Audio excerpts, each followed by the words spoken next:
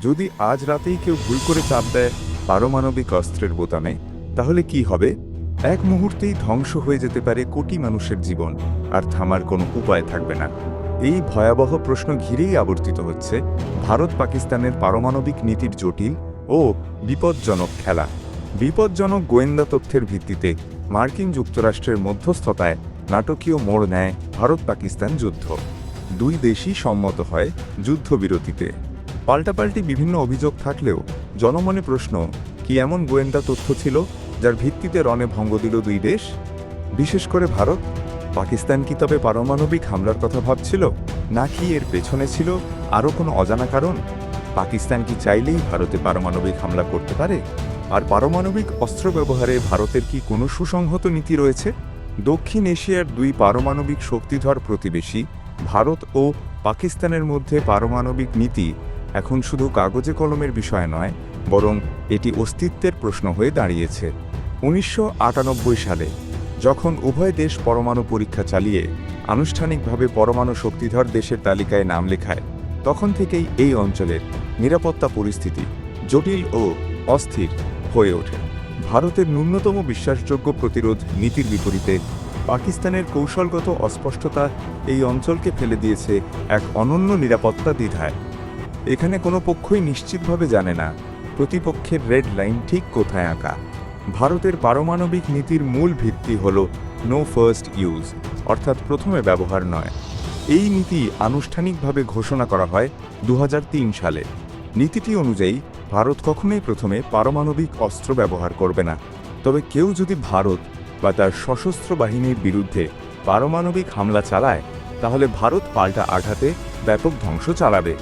এই নীতির পেছনে রয়েছে ভারতের ঐতিহ্যগত প্রতিরোধমূলক অবস্থান, যা শান্তিপূর্ণ সহাবস্থানের দর্শনের সঙ্গে সামঞ্জস্যপূর্ণ।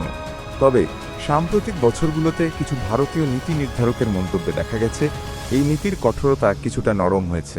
2019 সালে ভারতের প্রতিরক্ষামন্ত্রী রাজনাথ সিং বলেন, বর্তমানে এনএফইউ নীতি অপরিবর্তিত, তবে ভবিষ্যতের পরিস্থিতি এটি বদলে দিতে পারে। এটি পাকিস্তানের কৌশলগত অস্পষ্টতার সঙ্গে এক প্রকার সামঞ্জস্যপূর্ণ।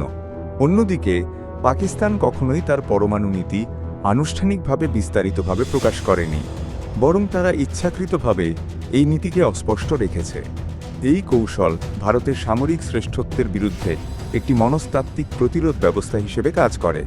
2001 সালে পাকিস্তানের পারমাণবিক কমান্ডের উপদেষ্টা লেফটেন্যান্ট জেনারেল অবর খালিদ আহমেদ কিদওয়াই 4টি রেড লাইন বা পারমাণবিক ট্রিগারের কথা উল্লেখ করেন। 1. ভূখণ্ড হারানো। 2. সেনাবাহিনীর ব্যাপক ক্ষয়ক্ষতি। 3. অর্থনৈতিক অবরোধ। 4. রাজনৈতিক অস্থিতিশীলতা। কখনই রেড লাইনগুলো অতিক্রম হবে তার কোনো স্পষ্ট সংজ্ঞা পাকিস্তান দেয়নি। এই কৌশলগত অস্পষ্টতা পাকিস্তানের আসল নীতি, যাতে ভারত বারবার ভাবতে বাধ্য হয় আক্রমণ করলে তার ফল কী হতে পারে। সম্প্রতি পাকিস্তান এই অস্পষ্ট নীতিকে কিছুটা পরিষ্কার করেছে। 2024 সালের মে মাসে খালিদ কিদওয়াই স্পষ্টভাবে বলেন, পাকিস্তানের কোনো নো ফার্স্ট ইউজ নীতি নেই, অর্থাৎ ভারতের মতো কোনো নীতিগত বাধ্যবাধকতা তাদের নেই। এছাড়া পাকিস্তান 2011 সাল থেকে ট্যাকটিক্যাল নিউক্লিয়ার অস্ত্র তৈরি শুরু করে, যা যুদ্ধক্ষেত্রে ভারতীয় সেনাবাহিনীর বিরুদ্ধে ব্যবহার উপযোগী। 2015 সালে পররাষ্ট্র সচিব আইজাজ চৌধুরী স্বীকার করেন, ভবিষ্যতের যে কোনো যুদ্ধে এই অস্ত্র ব্যবহার করা হতে পারে। বিশেষজ্ঞরা সতর্ক করে বলেছেন, এই অস্ত্রগুলোর বিস্ফোরণ ক্ষমতা হিরোশিমার বোমার চেয়েও 20 গুণ বেশি হতে পারে, যা পাকিস্তানের জনগণের জন্য ভয়ঙ্কর হুমকি তৈরি করতে পারে। এই দুই দেশের পারমাণবিক নীতি বিশ্লেষণ করলে দেখা যায়, ভারতের আপাতত স্থিতিশীল নো ফার্স্ট ইউজ নীতির বিপরীতে পাকিস্তানের আগ্রাসী অবস্থান ও ট্যাকটিক্যাল অস্ত্র দক্ষিণ এশিয়াকে এক ভয়াবহ নিরাপত্তা ঝুঁকির দিকে ঠেলে দিচ্ছে। যদি ভারত নো ফার্স্ট ইউজ নীতি থেকে সরে আসে, তাহলে পারমাণবিক স্থিতিশীলতা আরও নড়বড়ে হয়ে পড়বে। অন্যদিকে পাকিস্তানের ট্যাকটিক্যাল অস্ত্র প্রচলিত যে কোনো যুদ্ধকে পারমাণবিক পর্যায়ে নিয়ে যেতে পারে।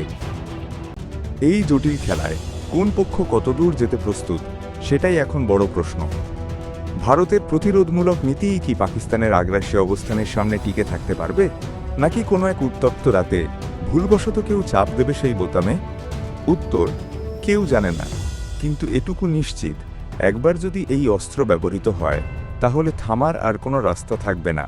শেষ পর্যন্ত ধ্বংসস্তূপের নিচে চাপা পড়বে এই উপমহাদেশের সমস্ত স্বপ্ন, সম্ভাবনা আর ভবিষ্যৎ। যদি আপনি বিশ্বাস করেন এমন বাস্তবতা জানাটা কেবল কৌতূহল নয় বরং দায়িত্ব, তাহলে এই চ্যানেলটাই আপনার জায়গা। সাবস্ক্রাইব করুন, লাইক দিন আর আমাদের সাথে থাকুন, কারণ অন্ধকার সময়ে সত্য সবচেয়ে বেশি জরুরি হয়ে ওঠে।